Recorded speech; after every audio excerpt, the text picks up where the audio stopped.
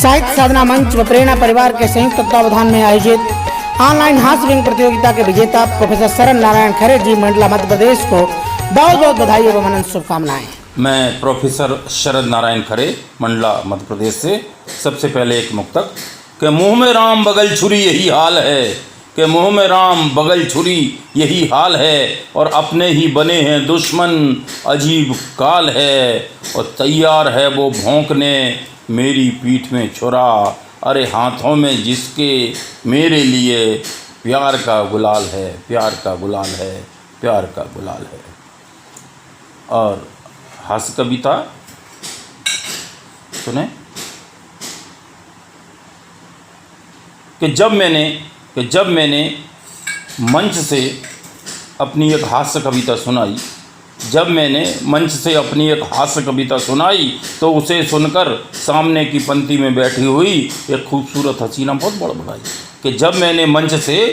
एक बार एक अपनी हास्य कविता सुनाई तो उसे सुनकर सामने की पंक्ति में बैठी हुई एक खूबसूरत हसीना बहुत बड़बड़ाई और चिल्लाते हुए कहने लगी कि ये बावले, क्या तेरा दिमाग फिर गया है जो कि तू कुछ का कुछ सुना रहा है और हम हसीनों की चोटी को भैंस की पूंछ बता रहा है। जब मैंने मंच से अपनी एक हास्य कविता सुनाई तो उसे सुनकर सामने की पंक्ति में बैठी हुई एक खूबसूरत हसीना बहुत बड़बड़ाई और चिल्लाते हुए कहने लगी कि ये बावले, क्या तेरा दिमाग फिर गया है जो कि तू कुछ का कुछ सुना रहा है और हम हसीनों की चोटी को भैंस की पूंछ बता रहा है। इस पर मैंने बड़ी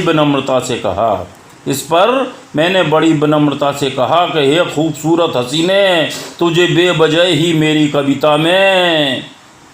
नाराज़गी के बजाय दिखी है, और ये कविता मैंने तुझ पर नहीं भैंस की पूंछ पर ही लिखी है, भैंस की पूंछ पर ही लिखी है, भैंस की पूंछ पर ही लिखी है। और अब दूसरी कविता कि उन्होंने मुझसे किया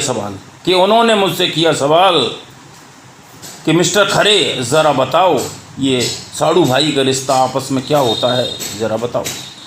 उन्होंने मुझसे किया सवाल कि मिस्टर खरे ज़रा बताओ ये साड़ू भाई का रिश्ता आपस में क्या होता है, ज़रा बताओ। तो मैंने कहा कि श्रीमान जी, जब आपस में दो अपरिचित अनजान इंसान एक ही कंपनी के डिफेक्टेड प्रोडक्ट का शिकार होकर ज़िंदगी भर कलपते रोते हैं तो वे आपस में साड़ू भाई होते हैं, साड़ू भाई होते हैं, साड़ू भाई होते हैं। और अंतिम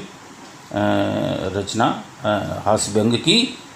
कि विजयादशमी पर्व दशहरा, इसमें कवि की कल्पना है कि विजयादशमी पर्व धूमधाम से मनाया गया, कि विजयादशमी पर्व धूमधाम से मनाया गया और नेताजी के मुख्य आतिथ्य में उन्हीं के करकमलों से रावण का पुतला जलाया गया। कवि की कल्पना देखिए कि इस बार मुख्य अतिथि बन के नेताजी आए हैं और वे ही तीर चला के रावण का पुतला जला रहे हैं, राम जी रावण का पुतला नहीं जला रहे हैं। तो ये कल्पना और ये व्यंग आनंद लीजिए कि विजयादशमी पर्व धूमधाम से मनाया गया और नेताजी के मुख्य आतिथ्य में उन्हीं के कर कमलों से रावण का पुतला जलाया गया। ये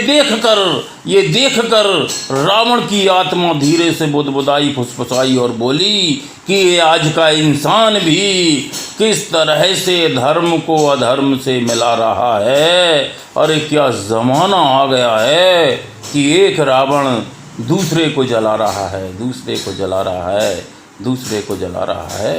दूसरे को जला रहा है। धन्यवाद।